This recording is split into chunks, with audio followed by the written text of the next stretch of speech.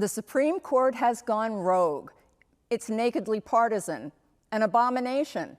Those attacks being lobbed at today's conservative Supreme Court were originally among the very same words used to lambast the liberal Warren Court back in 1953. Is the conflict unleashed by the Roberts Court primarily rooted in political blowback or by criticism about judicial overreach and ethics? Here to talk about that, plus potential court reform, is our distinguished bipartisan panel. Sarah Isgur, former Justice Department spokesperson in the Trump administration, now an ABC News contributor and podcast host for The Dispatch. Christina Rodriguez, Yale Law School professor and co-chair of the Presidential Commission on the Supreme Court. And Andrew Weissman, former federal attorney, lead prosecutor for the Mueller investigation, and MSNBC legal analyst.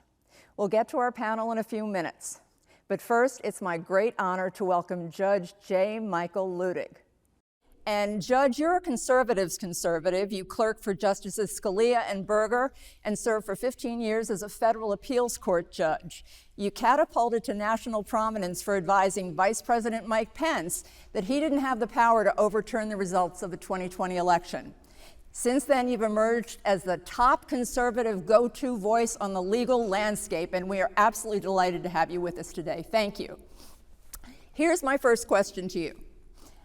You say the only real power that the Supreme Court has is something you call its mere judgment, and that basically it has to assure and reassure the American people that its judgments inside and outside the court are worthy of their respect.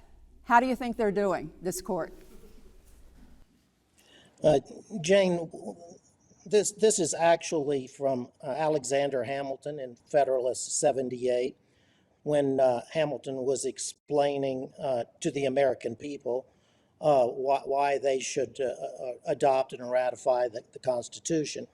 And in Federalist 78, Alexander Hamilton was discussing and describing the three branches of government, and he said, with respect to each, that the judiciary has neither the sword or the purse, unlike the executive and the Congress. All it has is its judgments. So, to whatever extent and at whatever times respect for its judgments ebbs or flows, then the respect for the Supreme Court and its judgments ebbs and flows. Given where we are right now, how do you think this court stands in terms of being respected for its judgments? So at the top of the show, you put it exactly right by starting with the Warren Court. You know, by the time that Earl Warren, left office and was succeeded by then Judge Warren E. Burger as Chief Justice, the Supreme Court was ebbing in the respect that the American people had for the court. Today, 50 years later, the court is ebbing again.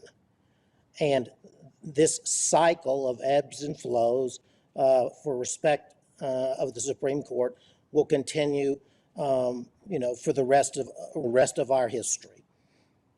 Justice Elena Kagan came out and said that the Supreme Court is not a king, it's not imperial.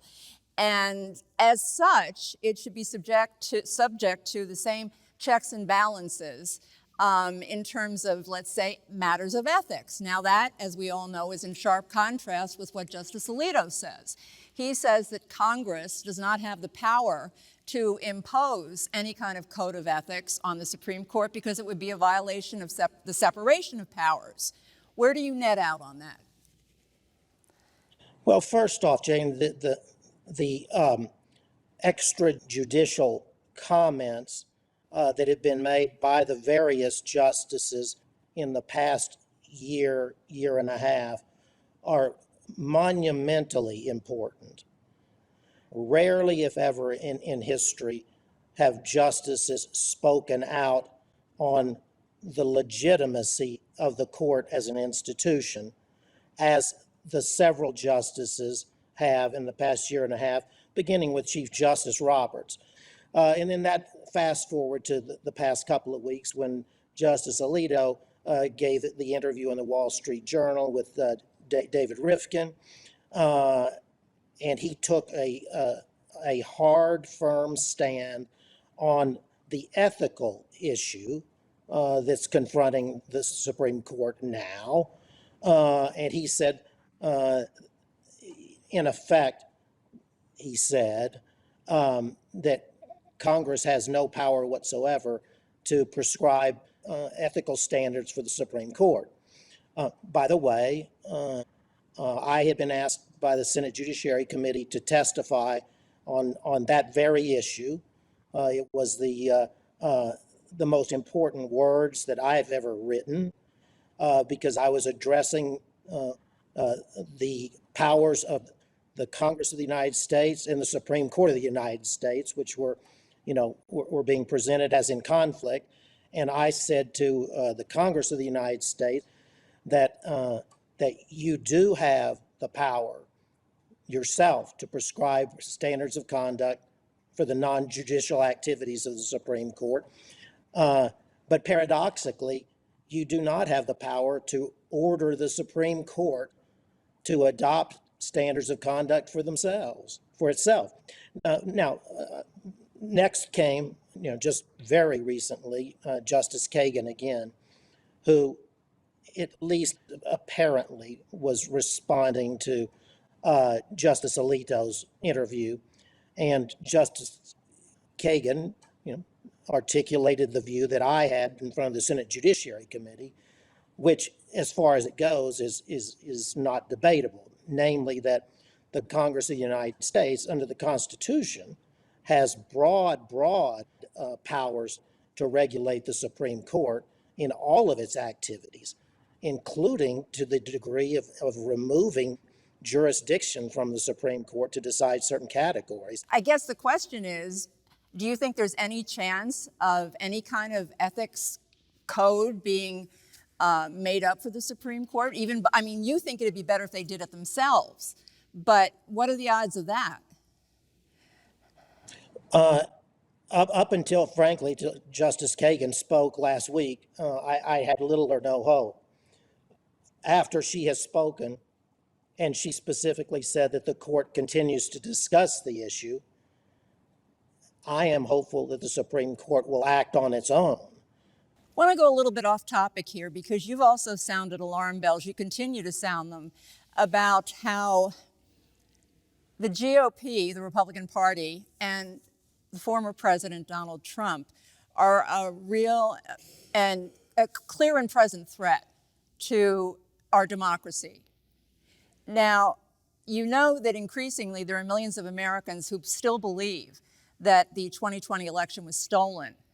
What can you say in all of your wisdom that would maybe change their minds? Just take your time on that. I don't know that I could change any of the minds that are irrevocably decided. That would be, I believe, the president's hard and fast supporters over all these years.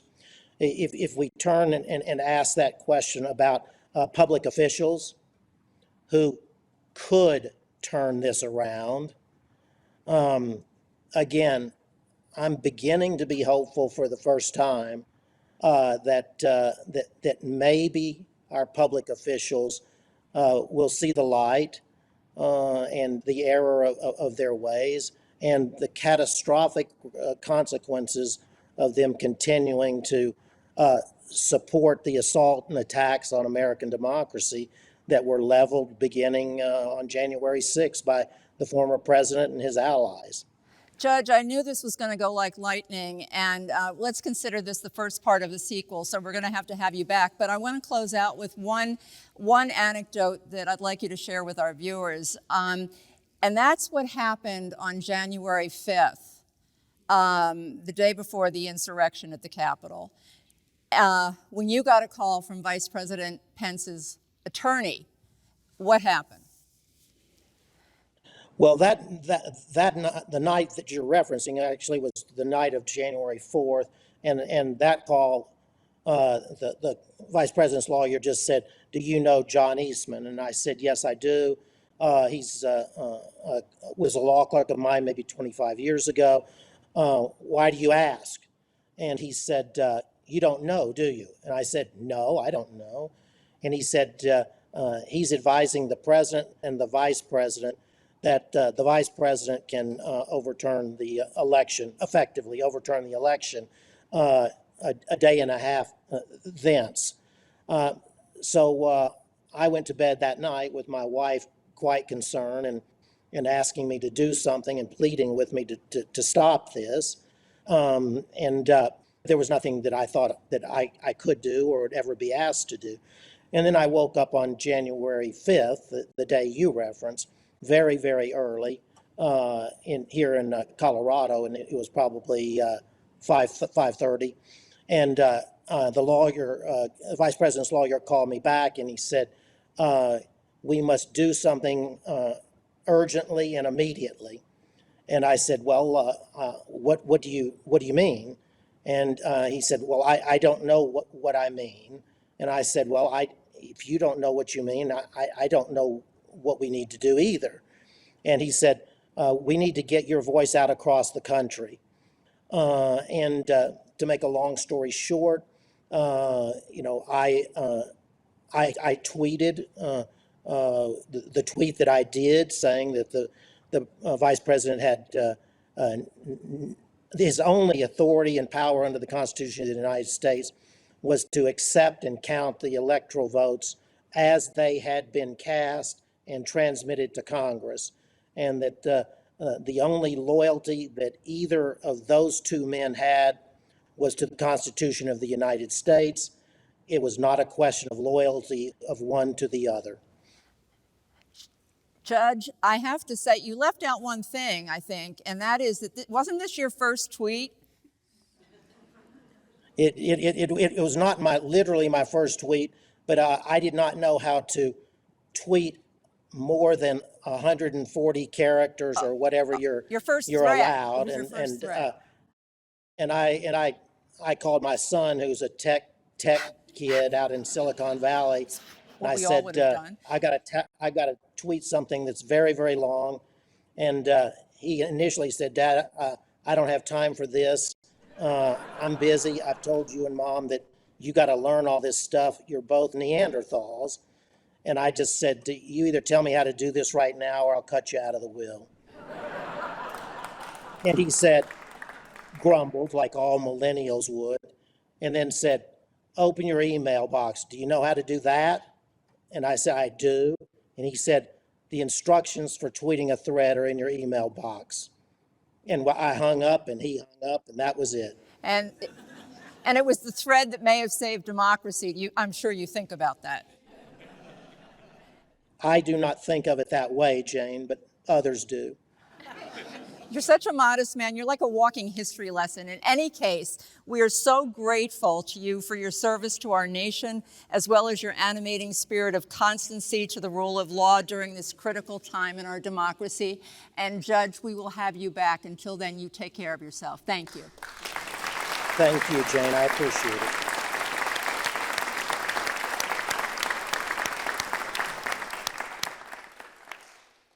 And now we are going to turn to our panel, and we're going to look at big picture issues, including the politics we were talking about, as well as the overreach and the ethics.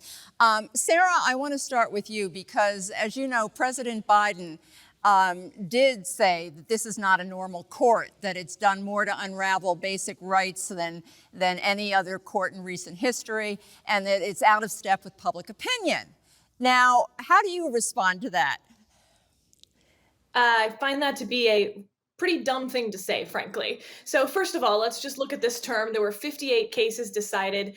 90%, actually a little over 90%, were decided with at least one so-called liberal justice, democratically appointed justice, in the majority. There were only 8 cases decided 6-3 with, along those partisan lines. So first of all, that's just not an accurate representation of what the court did this term. Second of all, we don't want the court to decide things based on polling or public opinion. In fact, the court is supposed to be an anti-majoritarian institution. That being said, of course, when it comes to, for instance, the affirmative action case, which the Biden administration spoke out on extensively, the polling's actually on the other side. So I think that this gets to a larger problem with the rhetoric around the court. I agree with almost everything Judge Ludig said. He's wonderful, consider him a friend. But he left out one part of this, which is that partisans on each side of this debate have seen it as they're incentivized to delegitimize the court for their own partisan purposes. And so I think some of what we've seen are real stories, real debates that we should have over, for instance, whether Congress should overturn some of these Supreme Court precedents by statute. That's totally fine with me. But the idea, for instance, that, well, I didn't like that Supreme Court opinion, so let's just say that the Supreme Court as a whole is illegitimate or not following the majority of the country's will. That's not what we're doing here. And so I think it's a dumb thing to say. I think it's a harmful thing to say. And for, an administration that I think wanted to bring back norms and wanted to, frankly, build up our institutions, it's a very delegitimizing thing to say. Andrew, I had another question, but I think you may want to respond to that. So I think that Sarah's points are correct in as far as they go, and that it's true that politicians on the left and the right will have reasons to attack decisions, and that the court is there to interpret the Constitution when that's what's before the court, and that may be something that's upsetting to one side or the other. The thing that I would say it leaves out, and I don't know that it's unique to this term, but it is certainly, in my view, apparent this term, is that you can't ignore what the court itself has brought on itself, and that goes to issues not having to do with the substance of their decision, which was disclosure issues, recusal issues, and issues that go to the substance of their decisions. So if you have a decision that really breaks from, let's say, originalism and is using inconsistent arguments, it does not help with the integrity of the court. And it's not to say that what Sarah's saying isn't true, it's just that there's another element that you do have to look at, which is that the court, on the left or right, can be very inconsistent in terms of its rationale. And I think that's true in the Bruin case about gun rights, where the Clarence Thomas just in one sentence says, by the way, it's originalism except when it comes to what guns today you can use, which it now encompasses all guns, or the 303 creative case, where I think the court was really inconsistent about public accommodation law and how it was being applied to the state's ability to regulate companies that want to discriminate in that situation against people who are gay, but it could be against people who are Black, women, and it seemed really inconsistent with prior case law. So I do think that it is important to think about what Sarah's saying, but I think it's also not a pass on the court's own conduct. Christine, I want to bring you into this, and then we'll get back to Sarah. You at one point clerked for Justice Sandra Day O'Connor, who started out as a conservative and landed kind of as a centrist. She was instrumental in being the deciding vote on a lot of important civil rights cases and in affirming or upholding a woman's right to choose. She was replaced by Justice Alito, somewhat ironically, who wrote the majority opinion in Dobbs that overturned Roe. The point of asking or making that point is that people are saying that the rule of law has been replaced by the rule of judges. What do you think? So I think that Justice O'Connor represented something that is now missing on the court, and something that Justice Kennedy also represented, which is a pragmatic approach to judging. And that pragmatic approach is not about following poll numbers, but it is about understanding the consequences of the court's decisions, and it is about understanding where what the court is doing or how it lines up with the general consensus or the general views of the body politic at large. I think that even though there are many unanimous decisions, so the number's below 50%, I believe, this past term, and 90% of cases where you have cross-ideological alliances, it's in that 10% of cases where the court is really doing the meaningful work of changing the law. And there, I think it is appropriate to call the court imperial. And when people say that the court is now embodying the rule of judges as opposed to the rule of law, I think what that suggests is the court is deciding for the country what the right answer should be about what the powers of government are. That the court is putting itself in the position that Congress should be in, or that the executive branch should be in. And it is doing so in the last several terms in a way that unravels precedent, that has long-standing foundation. And the combination of those things is what leads to people being concerned about whether the court is no longer acting like a court, to adopt Elena Kagan's phrase. You've just tapped into, Sarah, one of your themes, which is that Congress is asleep at the wheel, basically, or it's like analysis paralysis or whatever, and they're not getting a whole lot done, and so more is being, put before the court. I also want to ask you about, when the Warren Court was in its heyday, people weren't talking about, liberals weren't talking about the muck of partisanship, in their direction. It was like the natural order of things. It was never going to end. So now you've got this pendulum swinging back. And I guess part of it has to do with the fact that Republicans, conservatives, made a conscious decision to amass judicial power decades ago. This was something very systematic, and now we're looking at the culmination. I mean, it's the way it feels, at least. This is the culmination. How do you respond to that? I think there's something to that. In the wake of the Bork confirmation hearings in 1987, the Republican side, Congress administration, saw what had gone on and thought, gosh, we're going to galvanize our voters on this. And so when you look at the politics of the Supreme Court, it has been more politically effective at galvanizing voters on the right than on the left. And I think you've seen that time after time, including up to 2016, when you had this sort of what we call them now, but Gorsuch voters, people who hated Donald Trump, but thought that the role of the president in appointing judges was worth voting for someone they didn't like because of that singular power of the president. But I really want to touch on your point about Congress and Christina's point about sort of the big cases being 6-3, because I hear that a lot, and I totally understand why someone says that. But of course, we have to decide then what are the big cases, because what often seems to be the case, and this is not what Christina was suggesting, but rather a criticism of the media, perhaps on my part, is that the big cases are the divisive cases, and therefore it's just this circular logic.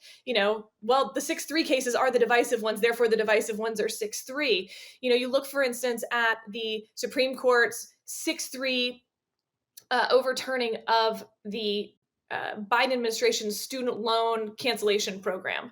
But we don't talk a lot about the 8-1 upholding of the Biden administration's immigration program. On the Harvard affirmative action case, there were two other race cases. The Voting Rights Act case, where Section 2 was upheld, that was 5-4. And then you have the Indian child welfare case, which was 7-2. Again, those were also big cases. And we don't talk about that sort of holistically, because instead we focus on the divisive ones. And just the last point about Congress, because this is my pet peeve. I could do, an hour sermon just ranting and raving about it. So often you see a headline, Supreme Court does X, when the headline should have been, Congress failed to do X. And then the president tried to step in and do it through his powers, which the Supreme Court said he didn't have. You can look at it going, DACA and DAPA back to the Obama administration, when he said, I'll hope Congress gets this done, but if they don't, I have a pen and a phone and I'll act where they don't. That killed comprehensive immigration reform because he was signaling that they didn't need to compromise. They didn't need to do messy legislation. And so he was saying one side was going to get everything they wanted if they cut off negotiations. You saw in the Trump administration around the ban on bump stocks. That's going to be heading to the Supreme Court this term. And again, you're going to see this headline that I predict says, Supreme Court strikes down bump stock ban, when in fact, there had been 2 pieces of legislation pending in Congress, both in the House and the Senate. But then Donald Trump stepped in when I was at the Department of Justice, for full disclosure, and said, no, Republicans, don't take this difficult vote. We'll do it through the ATF. There was no power to do that through the 1968 Machine Gun Act. And so while the headline will say Supreme Court strikes down bump stock ban, the headline should be that Congress failed to pass a bump stock ban, which would be totally constitutional. So those sort of things really bother me. And I would love to hear what Andrew and Christina say, 2 people who I respect so much on this topic. Andrew? So I guess I want to go back to this issue of sort of counting decisions and looking at the math. And not to sound glib and superficial, but I don't understand what's wrong with looking at the big decisions and making a judgment, which is clearly subjective, about what you think the big decisions are. And it doesn't really matter whether it's, as long as there are 5 on one side, that's it, which reminds me of something that the justice you clerked for used to say, which was, what's it like clerking on the Supreme Court? And she said, 5. And that gave a sense of her background in the legislature, which was like, it's all about getting to 5. Exactly, like that's it. And it was just in terms of her practicality, it just sort of told you what you have to do, because you don't have small panels, you always have 9. And so I just think it's very hard not to look at this term and especially when huge decisions come out in a row at the end of the term that fundamentally change decades where rights are, for the first time, fundamental rights are being taken away.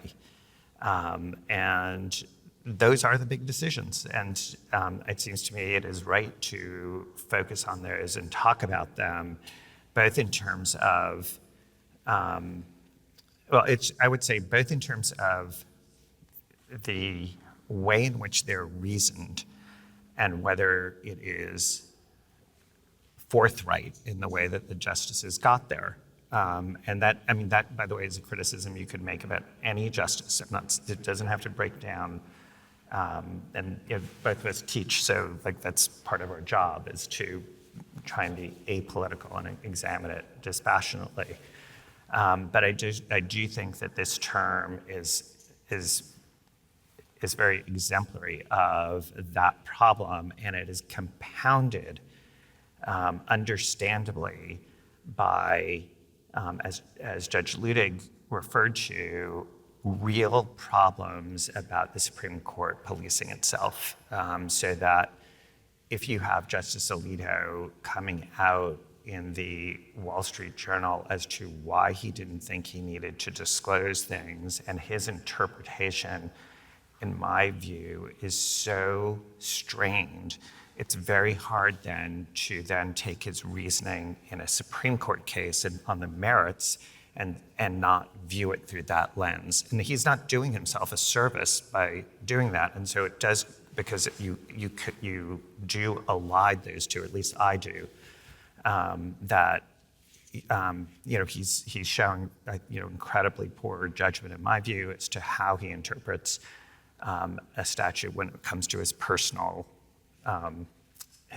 life, and then he imposes his own reading of something on the country.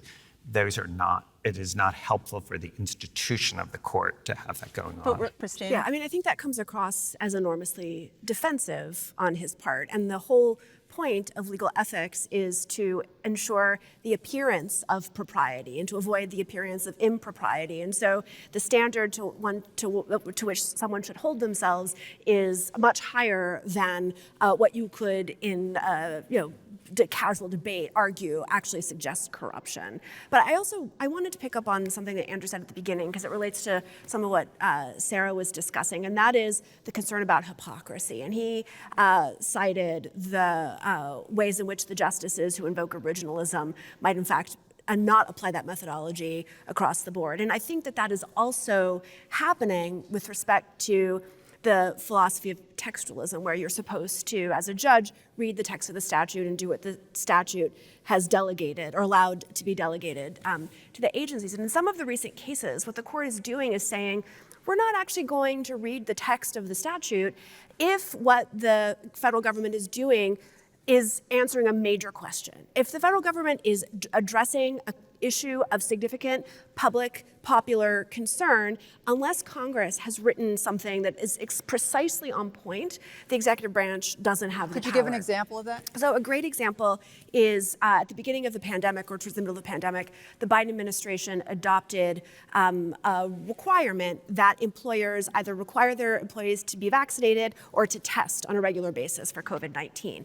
The court strikes that down because the statute on which the administration relied had to do with safety in the workplace and had nothing to do when it was enacted with pandemics. But the language of the statute allows the Department of Labor to issue rules to protect safety in the workplace. And so it was a very straightforward interpretation of the text. And the court said, this represents a major question of political and economic significance, and we're not going to presume that Congress thought that this statute, which on its face can apply to workplace safety, would apply in the context of a pandemic, which is not the context that led it to adopt the statute. And so you could have a reasonable debate about whether we should allow the executive to use that law to address the pandemic. But the point is that if you were a true textualist, the fact that the statute seemed to authorize it would have been the end of the matter. So it's not just that Congress is failing to act. I wholeheartedly agree with Sarah that Congress is derelict in its duties as a constitutional branch. We need an invigorated Congress, but the court is also interpreting Congress's enactments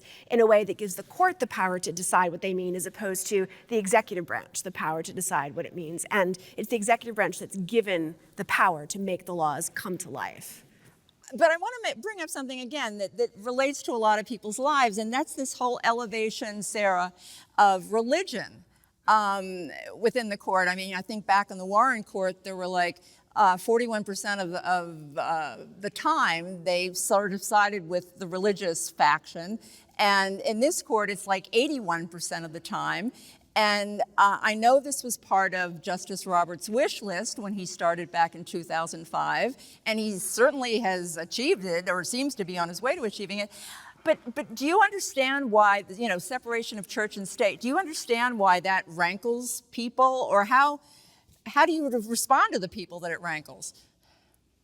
So many of those cases have been unanimous or near unanimous. I'm thinking here of the scholarship cases, the Fulton County Catholic Charities adoption case. So first of all, you actually have, for instance, Justice Kagan siding with the religious liberty side of that argument quite often in these cases, which I think is interesting and perhaps shows that the court had strayed too far the other direction, and this is more a corrective measure in a number of these cases. But for instance, in the case that Andrew brought up in 303 Creative, you can see that as a religious case, someone who said that she did not want to make websites for gay weddings. But it actually wasn't a religious case at the court, it was a free speech case. And whether you could compel someone to put their own words together for a topic that they didn't agree with. An example that I like to give is a manicurist can't turn someone away because they're Black. That's the public accommodation point. This is where I disagree with Andrew pretty deeply. That didn't change with the Supreme Court opinion. What it changed was that the manicurist can turn someone away if you say you want swastikas painted on your nails. She doesn't have to paint swastikas. And that's what this case was about. So I think sometimes we mistake the religious liberty side of this for the speech side. And, we have two parts of this, both the free exercise and the establishment clause side. I think the free exercise side comes much more into this speech, et cetera. The establishment clause side, and for instance, the Kennedy v. Bremerton case, this was the coach who wanted to pray on the 50-yard line. I think that is a place where people should have questions about what we're doing moving forward on when people the distinction between, for instance, praying at your desk or observing prayer multiple times a day versus compelling, for instance, students or coercing students to feel like they need to pray. I think that is a great case to debate moving forward. But I do think you have to separate the two out. And if I could just make one point on what Christina said, the case that she was specifically talking about there, I should disclose, my husband argued that at the Supreme Court. So I'm incredibly biased about what a great job the oral advocate did. But this was on the vaccine mandate case. But that's a great example, similar to the Biden student loan case. Congress absolutely had the power to do this. They debated doing it. They failed to reach a compromise. They failed to actually pass legislation to do it in both cases, both passing student loan deferment, passing the employer mandate for vaccines. That's when the Supreme Court's like, well, wait a second. If Congress pretty clearly didn't have the political will to do this, why suddenly can the executive step in sort of an imperial executive capacity and do this? And I think while Christina is absolutely correct that this is sort of a new beefed up Supreme Court striking down executive powers, it is in the hopes of reinvigorating a Congress to actually do their jobs. Well, let's turn to maybe some of the ways these issues could be addressed, which is where you come in, Christina, because you were the co-chair of the Presidential Commission that took a look at this. And where did you net out? What is there anything really that can be done? So I think that the question is what the time horizon is. We did not, as a commission, make any recommendations because the president only asked us to analyze the different proposals for reform. In my own view, and I think this is supported by the commission's report and by a lot of the testimony that we received, the single most valuable thing that we could do to change the court to make it a better institution is to impose term limits on justices. Right now, they serve for life. And the consequence of that is that who gets to appoint the justice when someone retires is somewhat random. So Donald Trump gets to appoint 3 justices in 4 years. Jimmy Carter gets to appoint 0. Donald Trump appoints 3 justices in 4 years. Obama, Clinton, Carter together in 20 years appoint only 4 justices. So there is a misalignment between who is controlling the political branches and who ends up on the Supreme Court.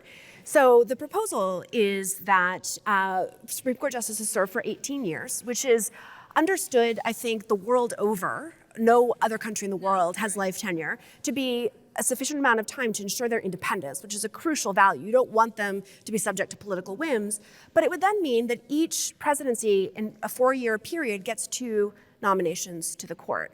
And I think that one of the hopes for term limits is not only that would that mean that the Supreme Court and its decisions are more aligned with the body politic and the outcomes of the electoral process, but also that it might make the stakes of each nomination a little bit lower and therefore make the process of nominating and appointing justices and the reception of what the court does less tense, less polarized. That's a big wish, but I think regardless of whether that is possible to achieve less polarization, we should have a much more rational process. We're the only major democracy that doesn't have some sort of retirement age or a term limit. Exactly, and there's only one state, too, that does not have a term limit or a retirement age. 49 states also have term limits on their All right, state I have Supreme to courts. ask which state. Rhode Island. Okay. Sarah, now if I read this correctly, I did listen to a lot of your podcasts with David French, but you're not a fan of term limits. I think everything Christina said is great if that's what would happen. But one, as someone who's worked in 3 presidential campaigns, I can tell you if every president was suddenly guaranteed 2 spots, you're going to end up having on the ticket, basically, a president, a vice president, and 2 Supreme Court picks. And I think that will be very dangerous to the Supreme Court when they end up basically running for the presidency. I think that could have a very destabilizing, delegitimizing effect on the court. And that leads to Christina's other point that it is an unalloyed good for the Supreme Court to be more in step with the political branches. I think that's exactly the opposite. I think of a case like Brown v. Board of Education. The court doesn't lead culture. For 10 years, schools were not desegregated just because the Supreme Court said, with all deliberate speed. You can argue that that's it was deeply upsetting. It was bad for the country. All of those things are true. But if you had had a Supreme Court that was more in step with the politics, with the culture, they wouldn't have decided Brown v. Board of Education, because that's how far out of step it was with the culture at the time, that in fact, nobody desegregated their schools after Brown v. Board. I think you want an anti-majoritarian institution. You want people standing athwart of the mob, if you will, because we don't need free speech rights for popular speech. Popular speech is totally acceptable to everyone. You need a court willing to say, you know what, even flag burning is constitutional, even if that's deeply unpopular with the American public. And that's why you have 18-year terms, precisely to give them that kind of insulation. And I think those kinds of concerns can be addressed through the design of the term limit system. And the system we have today is one where presidents run promising things about the Supreme Court. Donald Trump promised to nominate people who would overturn Roe versus Wade. President Biden made his own promises on the Supreme Court. I think that is by far the lesser evil than a system in which who gets on the court is distributed randomly across presidential administrations. I wildly agree that our confirmation process is so fundamentally broken. I think it's actually a pretty good example of the unintended consequences problem, because I would go even further in describing why the confirmation process is broken.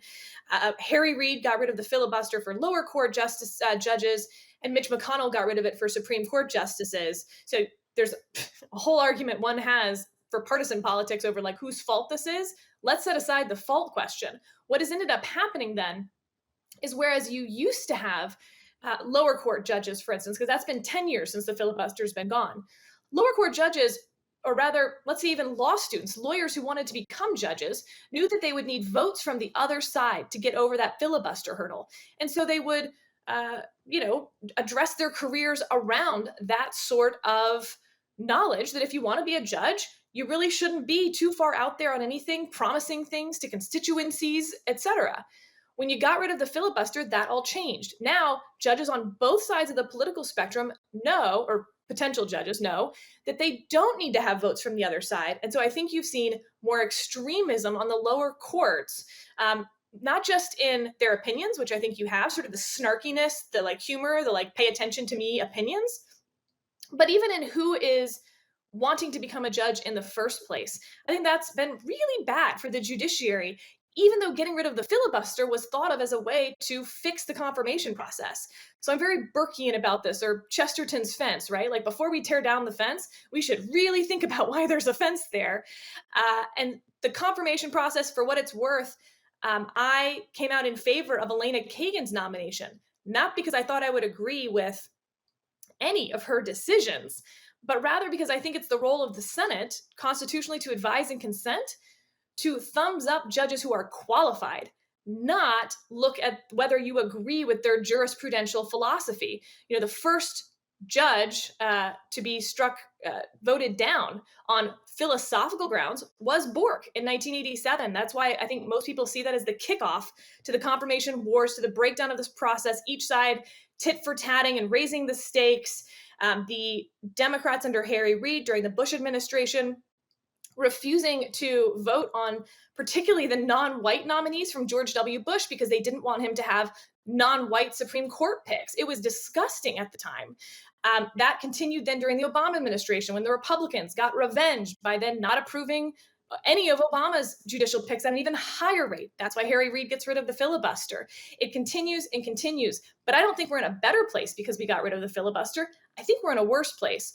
And if there's going to be an advise and consent role, they have to be able to say no to unqualified judges and justices. And if you build in you can only say no so many times, you just run into problems. Whereas I will say, I am advise and consent reform very curious. But you're going to have to convince me that the other side and the trade-offs are better than what we have now. These are good. Time is running here, and I want to ask, before we go on to expansion, is it a constitutional amendment? How do you change? What do you need to change term limits?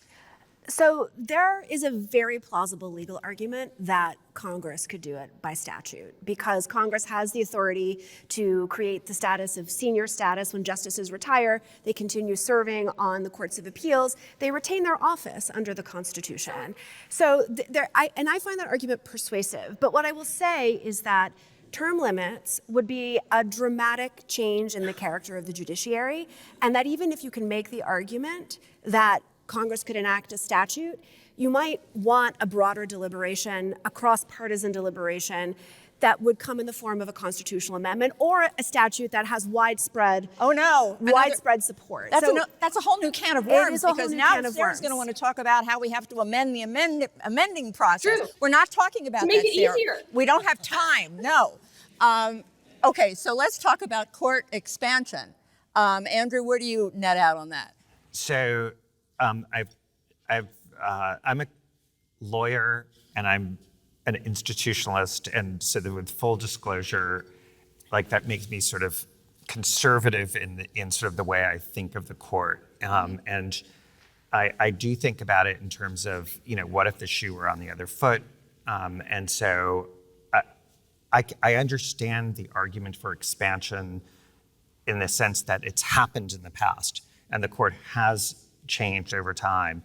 I think at this time, with what's going on, which I think is sort of a fundamental challenge to democracy, it is not the time to do it. Or I think the harm to any legitimacy of the Supreme Court is too great. And then the other comment is that I do think that if there were to be a Trump presidency, I would be very concerned about an expansion of the court and a sort of Netanyahu-style restriction of what the courts could actually decide. And Judge Ludig referred to this in terms of Congress having that ability to greatly restrict what provenance the court has. And so whatever this lovely debate we're having could become very quaint very quickly. Okay, what do you think? I think that there's no support for court expansion in the political system generally. There's a lot of support for it on the left. I don't think the president and the political establishment support it. So it's a non-starter.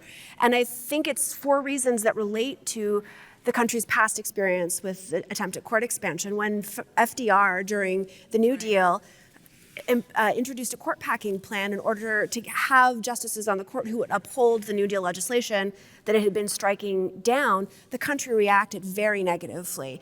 The Democrats in the Senate that had previously been supporting him reacted very negatively. And I think it's because of the concern that changing the composition of the court for partisan reasons undermines the legitimacy of the court. And you would be probably surprised to hear that one of the most controversial questions on the Supreme Court Commission was how to interpret the court packing plan all these years later. For some people, the threat of expansion actually led the court to change its mind and to back off and let Congress act to address the economic crisis of the Depression.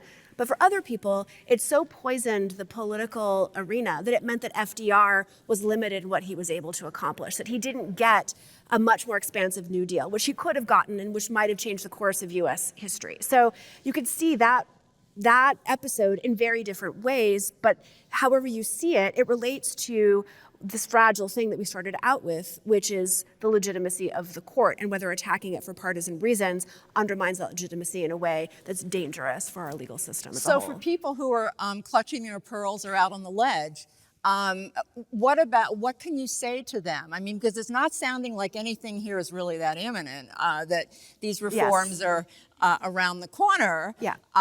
So what can you say to those folks to make them feel better? The number one thing that I would say is that if you're concerned about the court, make it an electoral issue, win elections, because elections determine who composes the judiciary. And as we've also discussed, the Republicans have known that for decades and have acted on it and really shaped the judiciary in their image. That's number one. Underscore that again, because I still don't know that people make that connection, believe it or not. It's like gun safety. It's single issue voters that have been driving the other side of that for years. So once again, conservatives, this was a goal, and it's been a goal, I think, because the party has been able to focus some of its core issues around the judiciary. So the drive to overturn Roe versus Wade and the politics of abortion is a major dimension of that. But also the drive to limit regulation and government's power to regulate requires putting judges on the court who are going to limit Congress's power, who are going to limit the executive's power. And they have succeeded wildly in accomplishing that objective. And so making the connection between what judges do and what you can accomplish in the political process is crucial. And so winning elections to get the judges who will be part of the overarching agenda is an important way to think about the next step. I'm going to ask Sarah sort of the same question, which is for those folks, your colleague, I'm going to go back to David French, who wrote a column talking about, the court's not rogue, it's not an abomination, and you just, there will be another court someday, and just bide your time. But what do you say to those folks who are very upset? That the two oldest justices on the court are Justice Alito and Justice Thomas. Don't freeze history here and assume that this is now the way that the court is. The next president may get 2 picks, maybe even more. So I just totally agree with what Christina said. There are times for changes, and there's times for political accountability. The right made and educated their voters into becoming court voters, like Christina said. The left could do that, should do that, frankly. And that's how this should get decided, because unfortunately, I just want to emphasize what Andrew said, because I hope it didn't get buried. When you start making these changes to the court, you're opening up sort of this feeling that changes are easier and easier to make. Donald Trump becomes president, he will make changes potentially to the jurisdiction of the court, expanding it for the purpose of delegitimizing it, because don't forget, the court during the Trump administration was striking down all sorts of Trump administration policies. Chief Justice Roberts is no friend of a Trump administration. And so be careful the powers you give one president or the powers you do in this moment here. Have some humility. History changes, the pendulum changes. You don't know what comes next. All right, I'm going to give you 30 seconds because you do TV and you can do this. What is your story when you were walking across the Harvard campus in 2005 with Justice Scalia? Justice Scalia was handed me his books to carry to his class that he was teaching at that point. And so I was sort of dumbstruck and didn't quite know. He'd forgotten kind of that I was there and didn't work for him. And so I was like, what's the biggest change you would make to the Constitution or to the law? And he said, I would make amending the Constitution a lot easier. And that's why you're into amending the amending process, basically. I think he's exactly right. We have too few amendments. The Constitution gets sort of calcified. And other justices, Justice Breyer has been in favor of this. I think many Supreme Court justices think we don't want to make it easy. We want to make it easier. Okay, Andrew, I'm going to give you the last word here in terms of what do you think at this point, aside from elections have consequences, what should people be taking away? Well, I do think it's this issue. I just wanted to talk about the amendment of the Constitution, because I do think it's important, just like expansion, just like term limits, I do think it's important to think about the time that we are in and whether an idea that might be fine in another time makes sense now.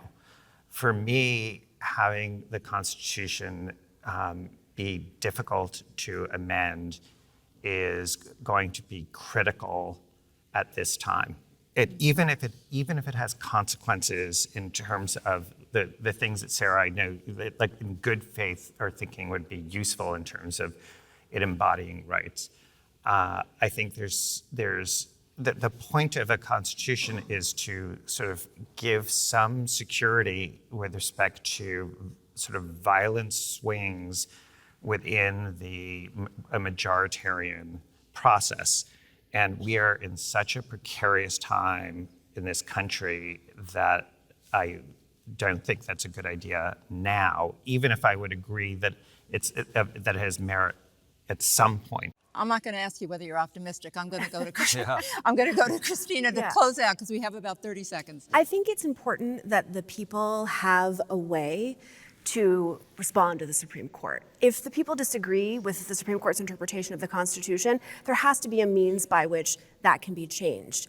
that might come through an easier amendment process. And I think you have to have some form of supermajority requirement, but it should be easier than it is now. It could also come by giving Congress the power, not just to rewrite a statute if the court interprets it in a different way, but to say what the meaning of the Constitution is, that in fact the court's wrong about gun rights or the court's wrong about equal protection. And so finding avenues to allow Congress as the people's representative to do that is also important, because one of the reasons we're having these divisive debates is because we have a powerful court and not that much that we can do about it. The means are too hard. So we need an easier way of the people being in control of the Constitution. She's still optimistic.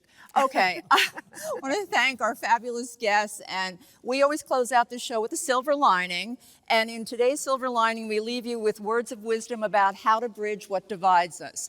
First, as Judge Ludig says, to begin to walk ourselves off that ledge, we have to have a conversation with each other. We scream, cast aspersions, criticize, and refuse to discuss any issue at all. As long as that's the case, the country will be in spiraling decline. Talk to each other. It's just common sense. And from a 20-year-old gay Latina activist from Texas named Olivia Juliana, who's raised millions on social media for social justice, the system isn't broken in terms of people who don't have a voice. It's broken because so many people don't use their voice. Your vote is your voice. We're grateful to our extraordinary guests and to you out there for joining us. Until we see you back here next time from the other Washington, for Common Ground, I'm Jane Whitney. Take care.